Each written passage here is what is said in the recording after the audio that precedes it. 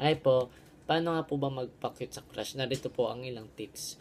Una, kailangan nakaporma ka tuwing ikaw ay lalabas sa iyong bahay. Siyempre po, hindi mo alam kung saan ang iyong crush, kung saan man siya pupunta, hindi mo hawak kung hindi mo alam kung saan siya.